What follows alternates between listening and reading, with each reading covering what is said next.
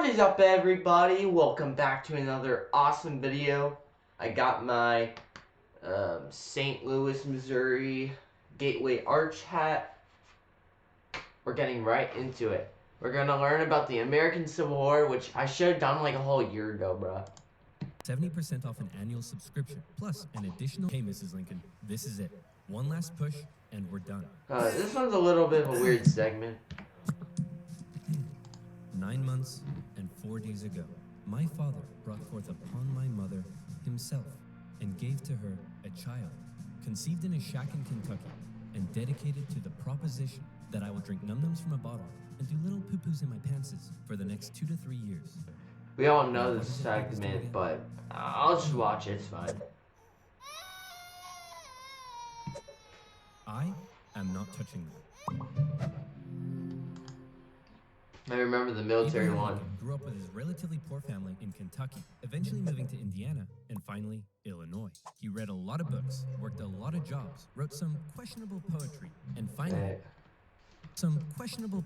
Abraham Lincoln is my name, and with my pen, wrote the same. I wrote in both haste and speed, and left it here for fools to read. Actual poem by Abraham Lincoln. Quite interesting. Poetry, and finally entered the law profession. Despite being self-taught, he turned out to be a pretty clever and astute lawyer. In one case, a guy claimed he witnessed a murder at night, and Lincoln was like, "How could you have seen anything in the dark? There was a bright full moon." A what?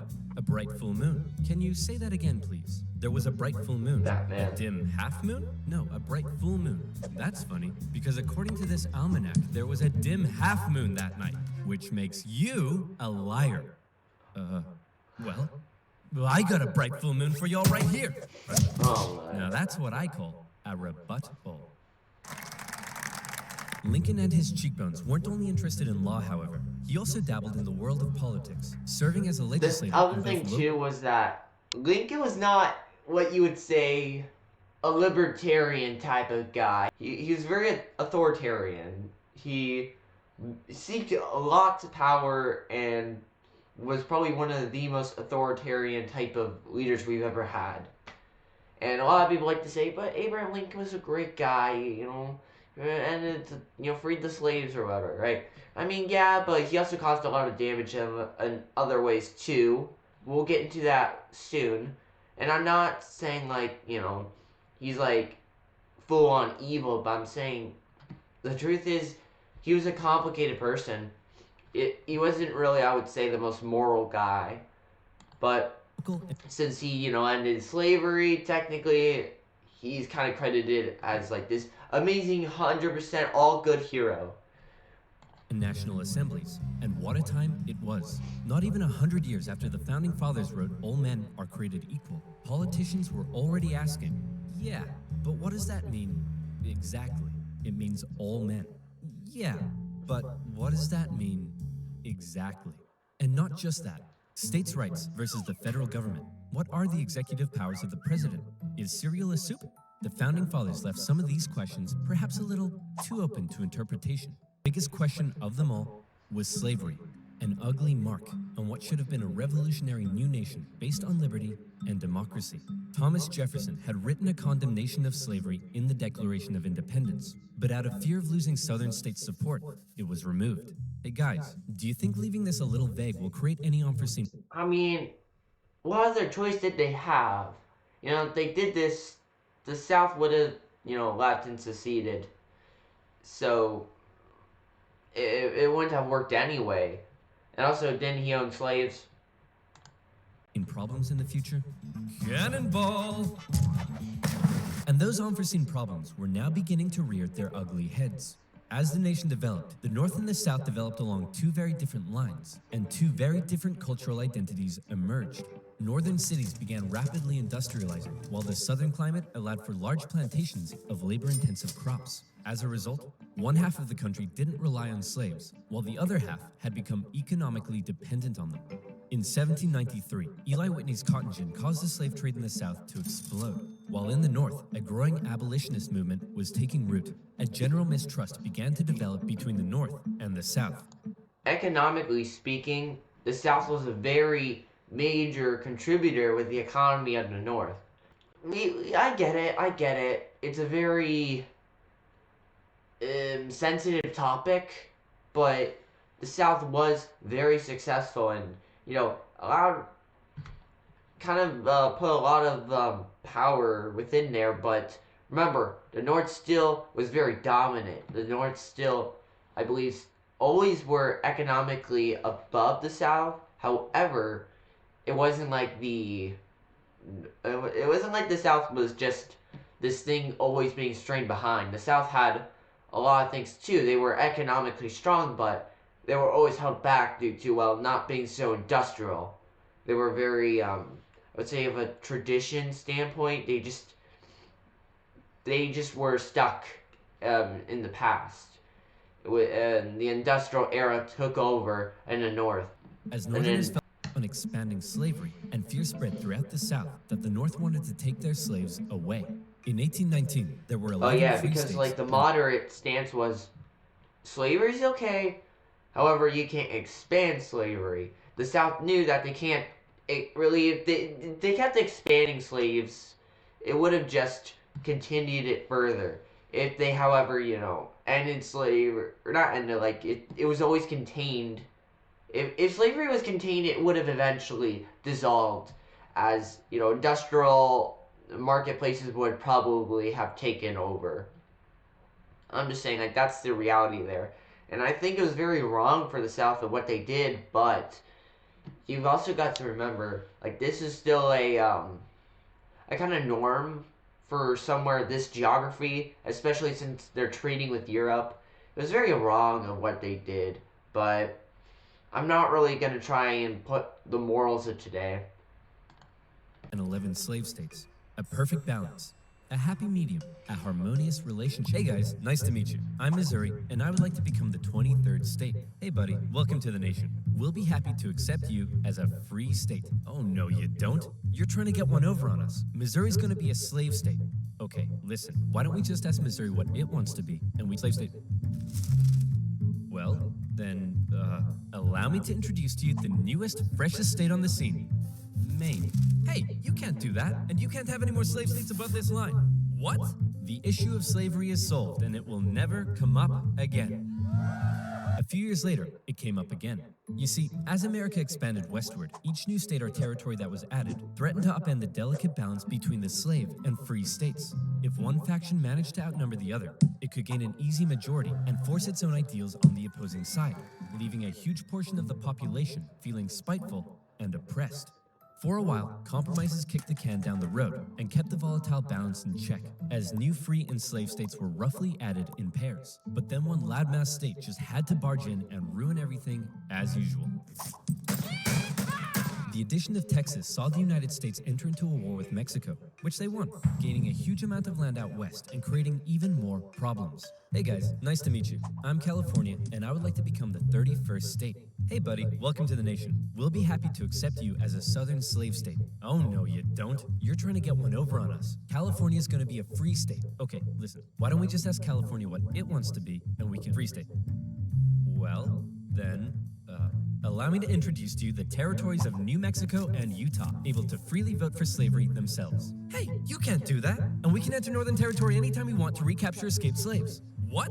The issue of slavery is solved, and it will never come up Yeah, again. what I noticed there, they're kind of waiting it out.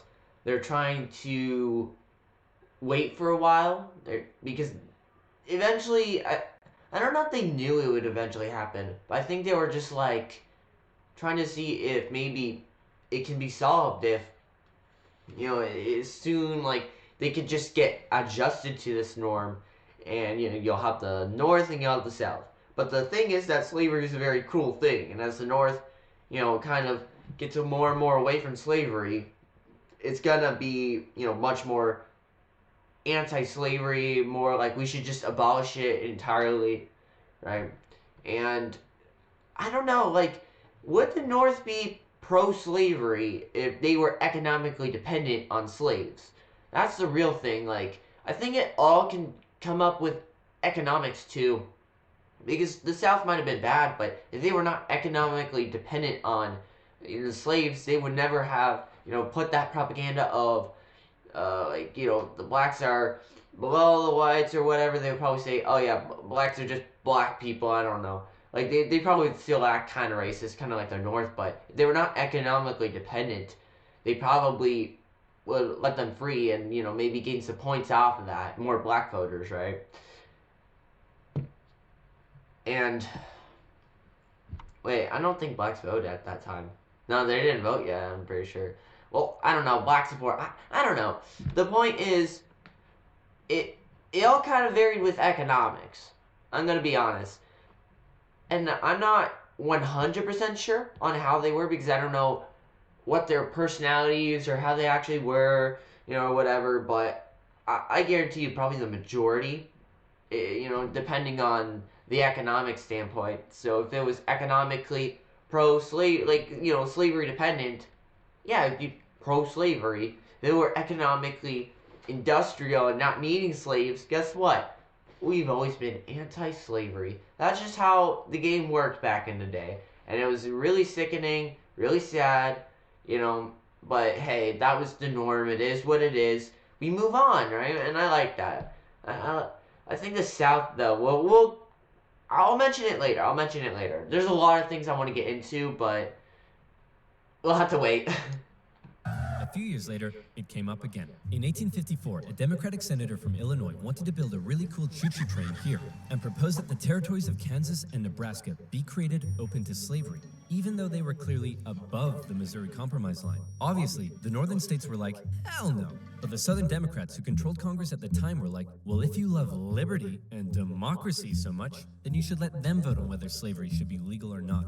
And so it was. Huge numbers of pro and anti-slavery settlers rushed to Kansas to sway the vote in their favor. And while they were all there, they began to beat the crap out of each other. One of those settlers was a man named John Brown, a former businessman who failed at just about everything he tried and went arguably insane. He was a radical abolitionist and dedicated much of his life to the Underground Railroad and freeing slaves. One night, in revenge for an earlier raid by pro-slavery forces, he and his sons killed a number of pro-slavery settlers in the territory, helping to kickstart years of violence known as Bleeding Kansas. Kansas and Nebraska both eventually voted in favor of outlawing slavery. But from here, the tension began to grow at a rapid pace. In 1852, author Harriet Beecher Stowe penned Uncle Tom's Cabin, a best-selling novel that exposed the terrible cruelty of slavery to the world. Oh, how awful. How morally corrupt a nation must be to allow such things to happen. Your Majesty, what should we do about all the starving children working in the coal mines? Nothing! Exactly.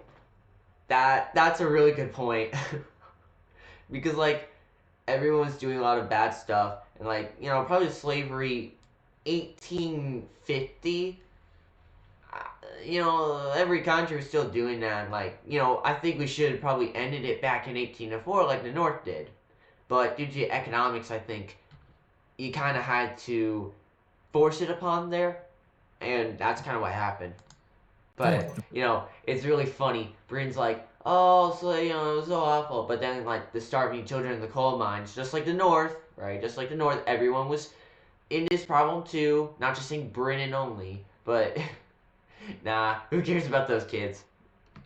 The Republican Party was formed, and Abraham Lincoln emerged as a leading figure. Southern Democrats viewed the new Republican Party with mistrust. Ooh, the Republican Party. I remember the video where someone was saying, you went up to a black man, he's like, who started the KKK? Who freed the slaves? That stuff. And he's like, oh yeah, like, wasn't it the Republicans that started the KKK and the Democrats freed the slaves? Oh, actually, Republicans did that. And people don't remember because, well, I think the Democrats kind of won the game back in the 60s through 90s with the minorities and, with the good amount of the whites too. And, when you look at history, it's something that not many people remember, but it was the Republican Party that freed the slaves. Even then, that was like back in 1860. That's not the same parties today. I'm just saying, cancel culture, isn't it like no matter how far in the past you may go, it's still like you cancel that group just for the worst things. I just thought it was ironic when I first heard about that because guess what? Technically, the Democrat Party is like something you shouldn't even be aligned with because of their history, right? But they ignore that because, well, Who else are you gonna go to? believing it to be radical and abolitionist. In 1856, a politician named Charles Sumner gave a speech in Congress, calling out slave-owning Democrats with fiery language. If slavery was a woman, she'd be an ugly one. And the senator from South Carolina would like to boink her. Representative Brooks, do you have a rebuttal? Oh, I have a rebuttal, all right. Yeah, here's a rebuttal for you. Oh, come on, surely this isn't allowed. I don't know. I'll have to consult the rulebook. I can't find anything about caning a political opponent, but it says here I'm not allowed to wear women's underwear. News of the violence on the Senate floor took the nation by storm. Southern slave owners sent Representative Brooks new canes to replace his now broken one. And on the floors of Congress, politicians carried weapons in self-defense, which is never a good sign. In 1857, the Supreme Court ruled in the Dred Scott case that all people of African descent, slave or free, could not be citizens, and therefore could not sue for their own freedom under any circumstances, undoing years of progress with the strike of a gavel. Now, within all this bitter debate over slavery, there were many nuances. North versus South, Republican versus Democrat, states versus the federal government. But let's strip all of that away. For 4 million individuals living in America, this wasn't about political intrigue or party alignment. It was about the basic human right to be free. Men, women, and children were stolen from their homelands and brought to the American continent, where for generations they were considered to be property, forced to live in poverty, and work from sunrise to sunset. Plantation overseers did whatever they felt was necessary to get the most out of their slaves. Punishments were often barbaric. Families were regularly separated, and parents could often only watch, as their children were auctioned off, never to be seen again. Thousands of slaves took the treacherous risk of running away, and abolitionists in the North helped many escape via the Underground Railroad as bounty hunters entered the North to chase them down. Leading figures within the abolitionist movement included many significant free black men and women.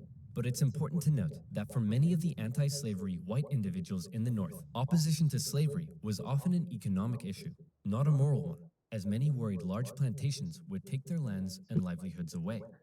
Abraham Lincoln knew that slavery was a moral evil, and he regularly spoke out against it in powerful speeches that helped him rise through the ranks of the new Republican Party. He lamented at the Like, somewhat. I don't know. I don't really buy that narrative that much. I'll have to look at more evidence. You can tell me in the comments below if I'm wrong. If I'm wrong, I'll be happy to learn, but I don't know. I never really felt like he believed in that much. He did a lot of black men in the White House, which was the first, I believe Frederick Douglass, the first black man in the White House, so I'll give him on that one, but I don't know if he felt like it was moral evil. I mean, probably you saw it in a bad way, but like, I just mean if he were from the South, I feel like he would have acted a little bit different. I don't know. But to be fair, like, it's like this same way all around. I don't really know. It's a very interesting topic, I guess. I don't want to really put words in Lincoln's mouth or say stuff that he's not even here today to make an argument with or anything, but I don't know. I'll have to look at more stuff, more info, because I don't really have much of an opinion on how he actually saw it all. And yeah, that's kind of it. Hypocrisy of a great American nation meant to stand as a shining beacon of freedom while also enslaving 4 million men, women, and children. He most famously declared in 1858 that a house divided against itself cannot stand, that one day slavery Oh, sorry, I have like a nose, a bit of a running nose. in America would end. However, even Lincoln was cautious in his opposition. He didn't want to you gotta be outright careful. entirely, but simply prevent its expansion so that given enough time, Because if you like go radical from the time, you're gonna like you're gonna get your opponents to go even more extreme. That's kind of how the rule goes. And like, look, there we go, moderate. I like that detail. I don't know if he actually meant it like history that would though. force his hand. In October 1859, one abolitionist decided he'd try to single-handedly take down slavery by force. Who would be crazy enough to even attempt such a thing? It's our good friend, John Brown. He planned to seize arms from an armory in the town of Harper's Ferry, free the slaves there, and continue south, inciting a major slave uprising along the way. A noble cause, a bad plan, and terrible execution. Brown's men took the armory and some hostages, but were quickly surrounded by one Robert E. Lee and his U.S. Marines. Brown was captured, and a couple of months later, he was executed for treason. Northerners sympathized with Brown, but Southerners were like, you see this? They're coming for us. Soon, there'll be 1 million John Browns. 1 million John Browns? Is that the Colonel? What on earth are you thinking about? A John Brown farm? Yeah, me too. To make matters worse, new northern free states meant now the southern states really were outnumbered, and they were beginning to feel bitterly spiteful and oppressed. Further fear began to spread in the South when news broke that a relatively unknown figure had just secured the Republican Party nomination for president. Abraham Lincoln, mostly well-liked among anti-slavery Northerners, had made some of the most powerfully worded speeches against slavery of any politician at the time. And now, there was a chance that he and his cheekbones could become president.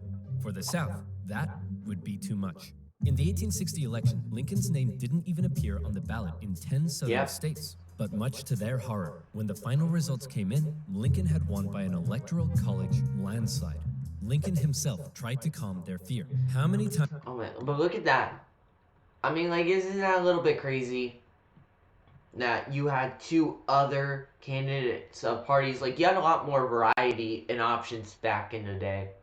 Now you only have two parties, and it's really hard for a third independent, or like a third party, to gain such an influence anymore.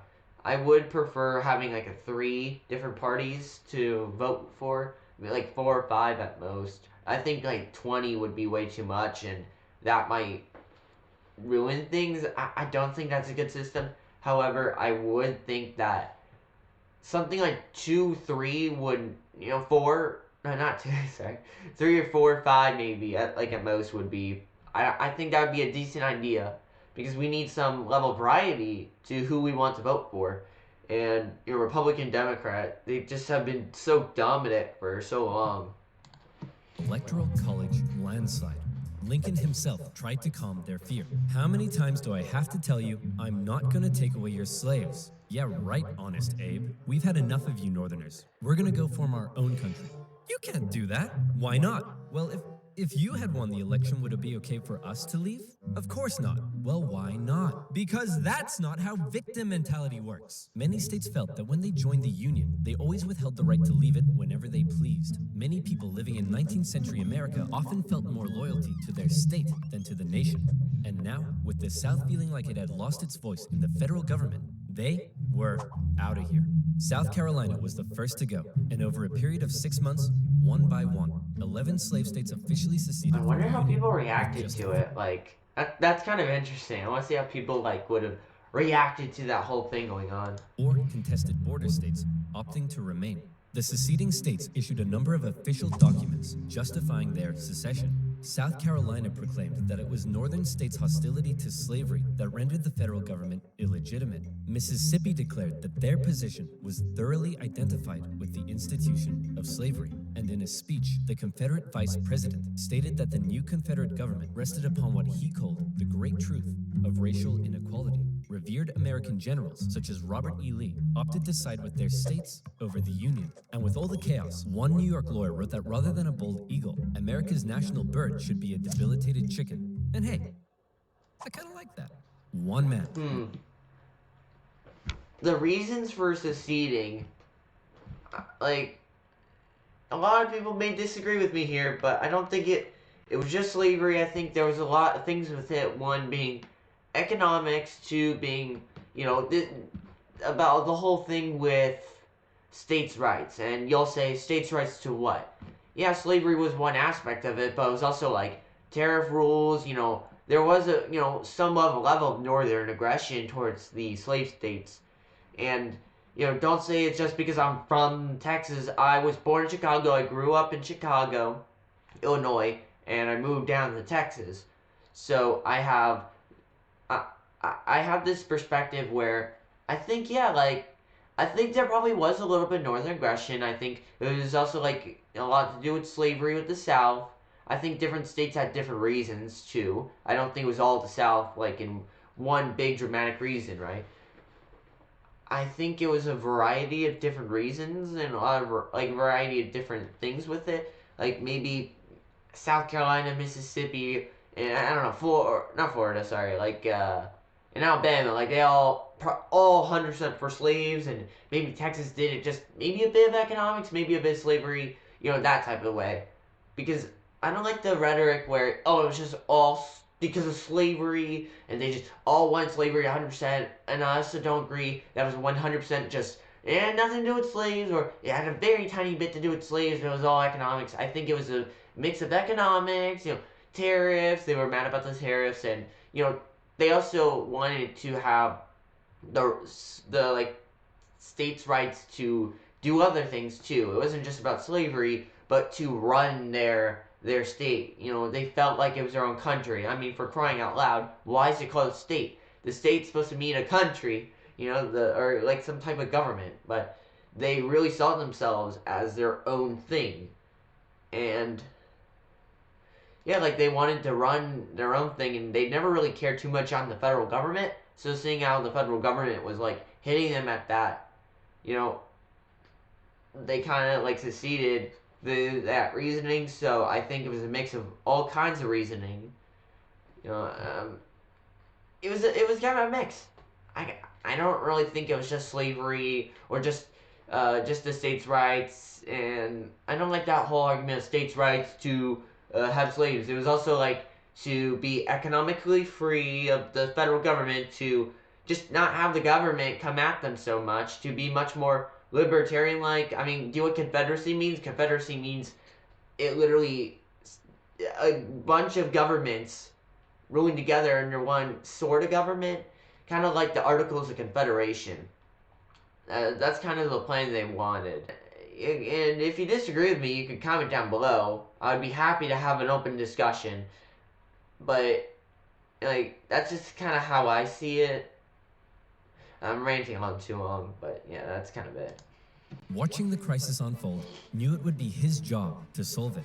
Lincoln was just about to hop on a train and become the President of the United States of America.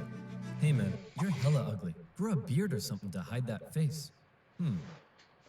Good idea. Still ugly. Assassination plots already underway. Lincoln had to travel to Washington, D.C. under heavy disguise and protection. All along the way, he received stacks of threatening letters. May the hand of the devil strike you down. You are destroying this country. Damn you, every breath you take. Love from... Grandma? At his inauguration speech, Lincoln once again reiterated that no, I do not want to take away anyone's slaves. But for Lincoln, he did want to preserve the Union. He declared secession to be nothing but an illegitimate rebellion. In your hands and not in mine, he said, is the momentous issue of civil war. You can have no conflict without being yourselves the aggressors. We are not enemies, but friends. It was clear Lincoln was ready and willing to get freaky and open up a can of Scatman John if he had to. Whether he had the support of the people, however, was in question. In the end, it was the Confederates that fired the first shot. As they seceded, the Confederate states began seizing federal U.S. property throughout the South. Off the coast of Charleston, South Carolina, was one such federal property, Fort Sumter, held by a measly, undersupplied U.S. force. The Confederate militia there demanded the fort surrender, a request which was quickly denied, and any remaining hope for a peaceful solution to the secession crisis probably then died when the Confederates did this. Okay, one about federal land. I don't believe they even saw it as federal land. Like, did they cede that territory? They did see it as their land because it was on their property, and they were very big on property rights, which is another thing for states' rights stuff. But then again, like if they did like willingly cede that land, right? I'm not sure what to say there. Probably yeah, like the Fort Sumter thing, because I've known some arguments. Some people have said where, oh, but the North also was doing aggressive things. They were getting troops and soldiers ready. They were arming people and mobilizing, which to a certain extent I think was true, but I don't know if they were having mass mobilization. I think they had troops ready to invade, But to the North's perspective, I mean, like, they seceded. They legit seceded away. So I think it was kind of like they did really see them as something like legit leaving away, getting away, right? Not just some states having some phase, you know what I mean? Like they were legit ready to invade. They take Fort Sumter, bam, the war happens. Battle of Fort Sumter is considered to be the beginning of the American Civil War. Many of the Confederates there also considered it to be the end of the American Civil War. They hoped Old Abe would just sigh and say, okay, you win. Unfortunately for them, Lincoln actually said, you're about to get a roundhouse to the face. Lincoln sent out the call for 75,000 volunteers, Or the Rings and reference. men signed up in droves, hopeful for some adventure and good old-fashioned F-U-N. In the new Confederate capital at Richmond, Virginia, Confederate President Jefferson Davis and his cheekbones had also sent out the call for 100,000 men. As ever, both sides hoped for a quick end to the war. Is it over yet? No, Jimmy, it's been 1 week. Is it over now? No.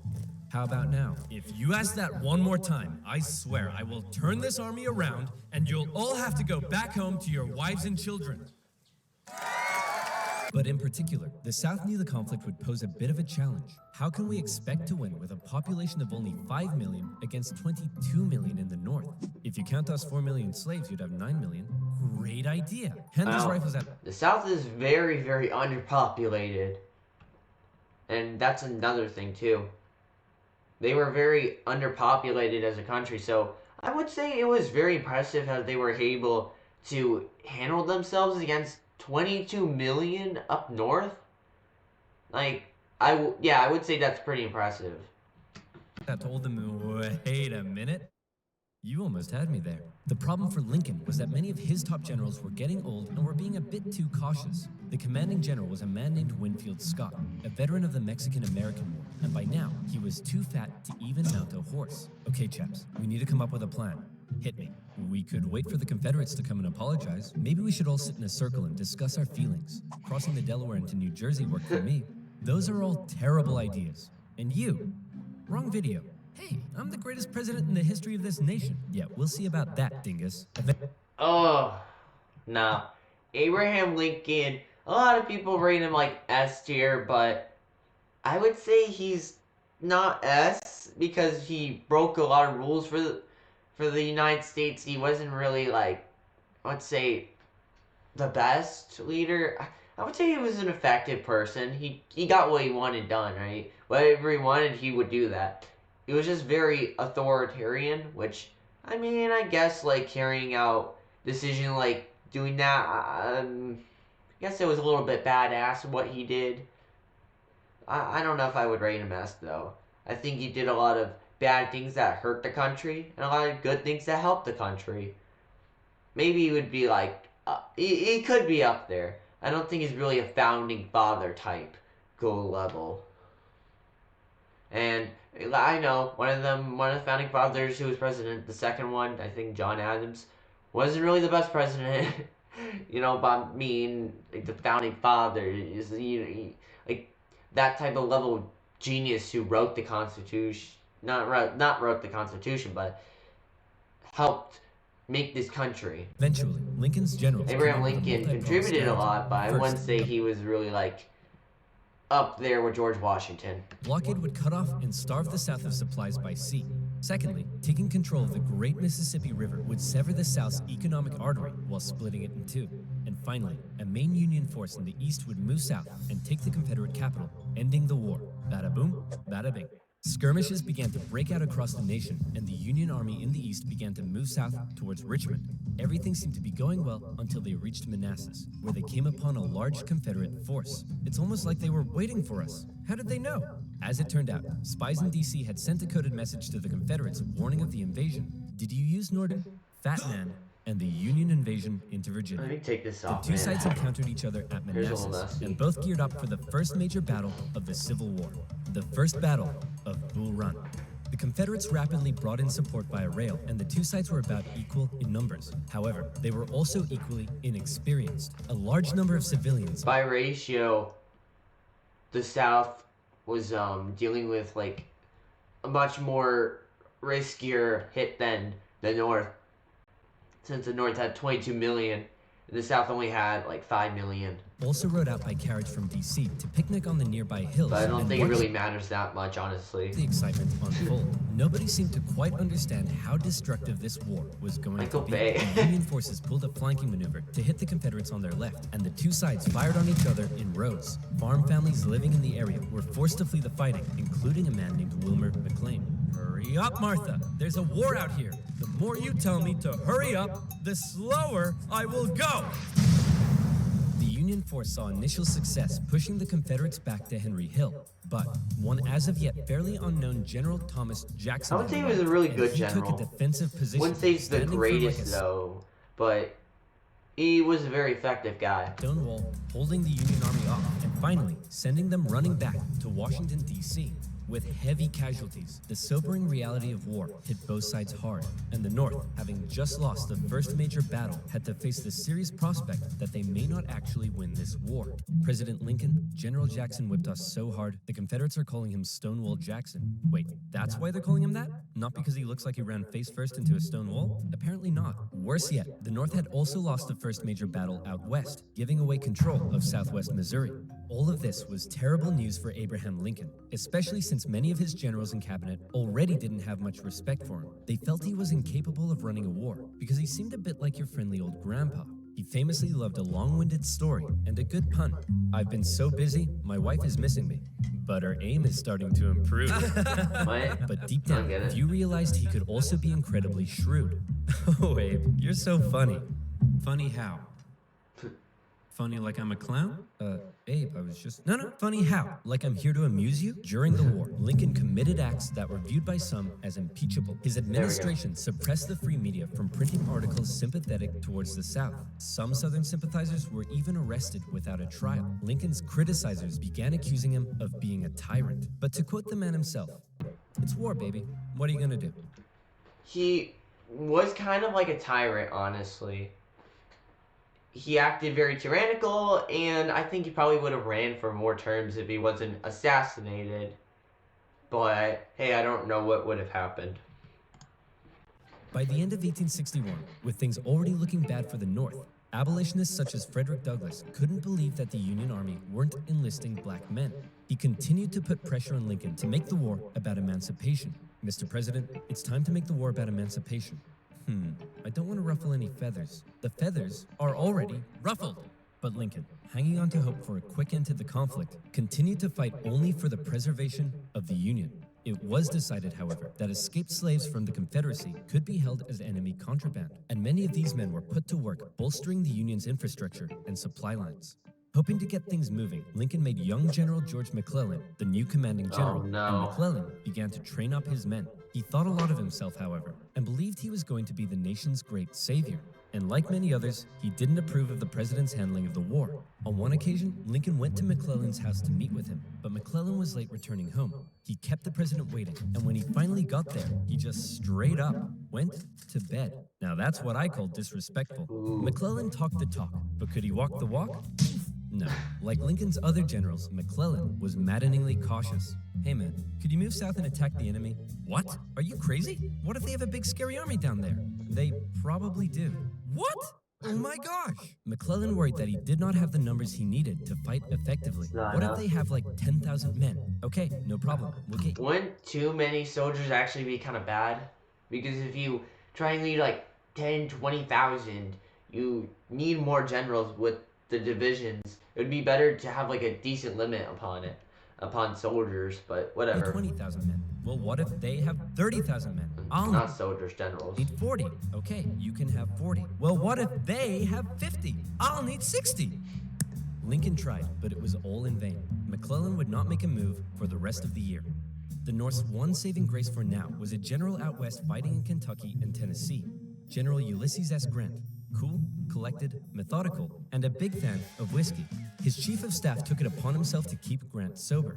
One officer said that Grant habitually wore an expression as though he were determined to drive his head through a brick wall and was about to do it. And that determination led him to score a number of key victories when others around Without Grant, like, I don't know, probably the South would have won. I'm gonna be honest. Eventually, I think they would have been defeated, but by then, the North probably would have wanted like some kind of peace treaty or whatever, it would have been over by then, honestly.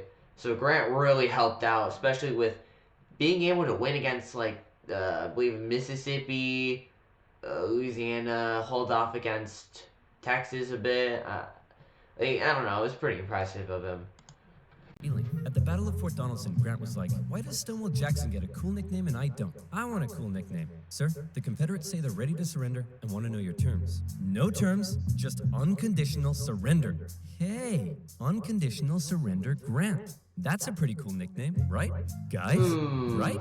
Later in April 1862, the Confederates launched a sudden attack on Grant's army at Shiloh, but the determined, unconditional surrender Grant threw his lines at the rebels and sent them running.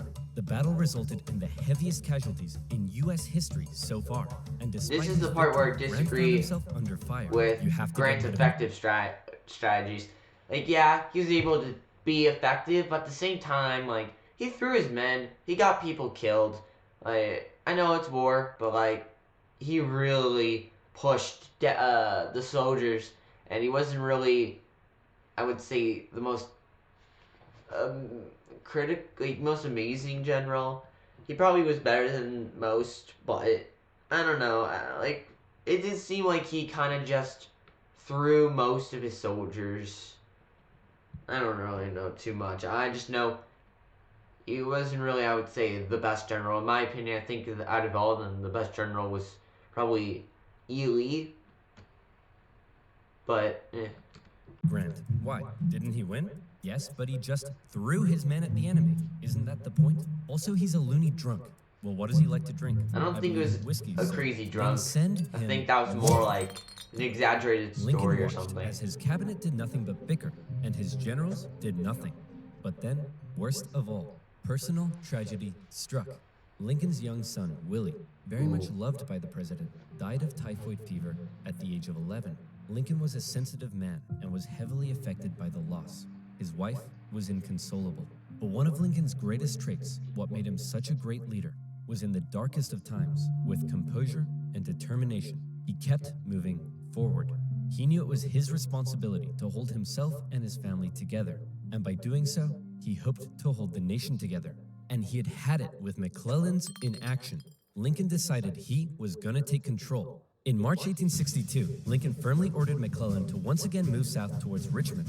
McClellan insisted instead they move by sea to the Virginia Peninsula and attack Richmond from the southeast. Yes, said Lincoln. Okay, anything.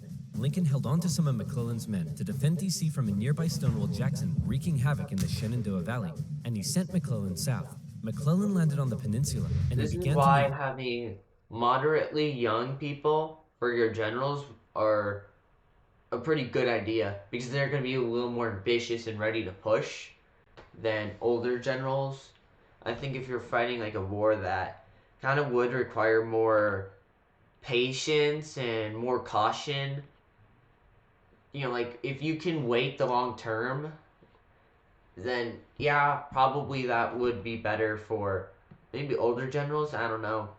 But if you're fighting war like this situation, I think like you would want some younger ones, because like if you have younger generals, and I'm not saying like in your early 20s, I don't know when, but probably like later 20s, early 30s, just generals who still kind of want to be ambitious and push.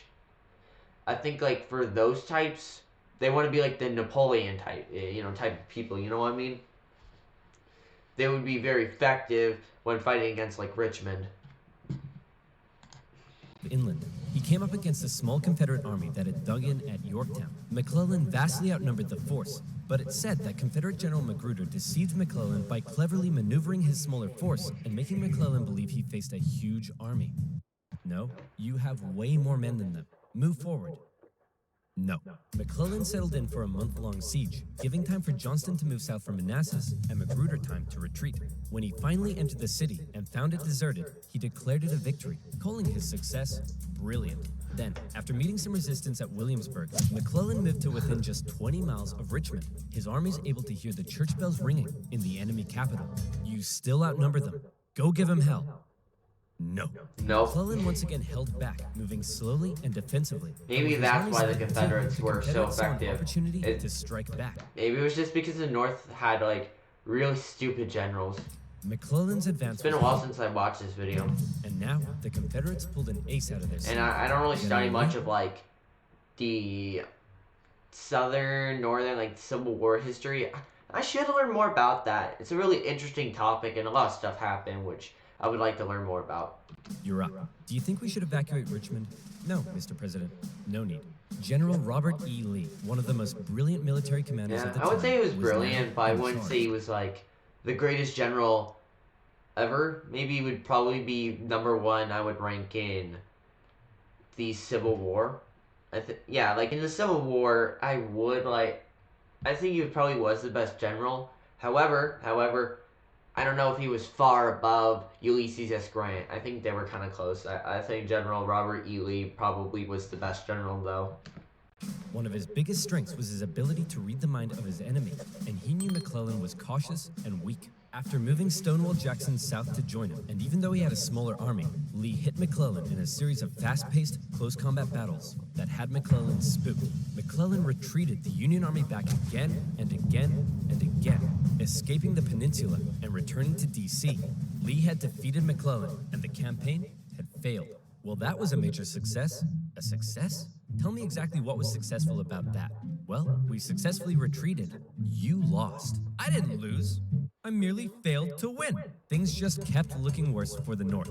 At least their navy had seen some success, capturing a number of key port cities, notably when they steamrolled past Confederate forts to take New Orleans. And speaking of the navy, both sides had begun using ironclads. So that's pretty cool. But in the East, they technology. still weren't having any luck. After McClellan's disastrous campaign, Lincoln briefly sent out one General John Pope to attack Northern Virginia. Hey man, just checking in. How's it going?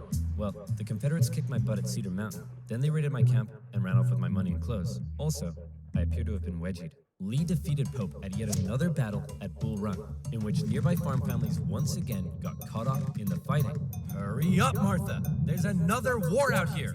I'm waiting for my hair to dry.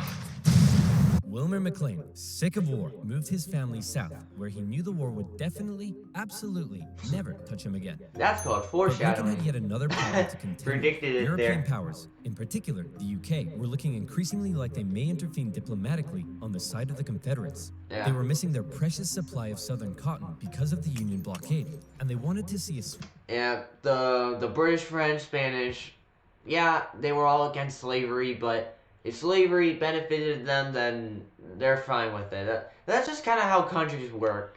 That's kind of a norm. swift conclusion to the war. The tension between America and Great Britain had been increasing, especially after Confederate diplomats were discovered on a British ship. Now, after McClellan's failure to take Richmond, the UK declared it impossible for the North to win. Lincoln needed something to prevent Europe from getting Upload involved, video and every after month. more I petitions would like from to see that. abolitionists, he decided maybe the time was finally right to make the war about ending the institution he hated, slavery. If the North had a noble cause to fight for, Europe would be less likely to intervene. But Lincoln and his cabinet knew before they could declare something as radical as emancipation, they needed a victory, especially now that the Confederates were about to go on the attack. Aware that he had a limited number of men and supplies, I think it would have he been now better had to- if they stayed in the defensive because, yeah, like they could quickly take Washington D.C. or whatever, but they would just probably move back to like New York or something and continue the war. Well, probably by then they would have signed a peace treaty, so maybe it was a good idea. But I would have stayed in the defensive, knowing that you're now attacking. You don't know what's gonna happen next. I'd rather just hold in and stay that kind of, oh, we're being attacked type of thing.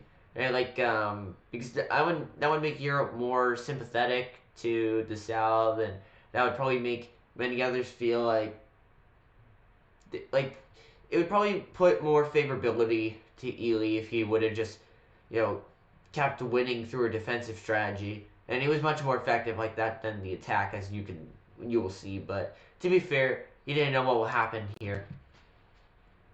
If he could just threaten Washington, D.C. militarily, he would gain Europe's recognition and crush Northern morale in time for the midterm elections, forcing the North to negotiate. With confidence at an all-time high, for the first time, Robert E. Lee invaded the North. But on September 13th, the North finally had some luck. Oh boy, it's my lucky day. A cigar in a field. Hey, what's this wrapped around it? Oh my gosh! That's right, the North had discovered General... What? That wasn't there. Like, that little thing there changed everything. These battle plans wrapped around some cigars, and in them, they saw that Lee had split up his forces. McClellan headed out from D.C., and the two sides met in the Battle of Antietam, a crucial battle that would decide the course of the war. It saw the most vicious fighting to date, and still remains the single bloodiest day in American history. But, for once, the North came out victorious, and Lee was forced to retreat. He's on the run. Chase him down and finish him off. No. You know what, old buddy, old pal?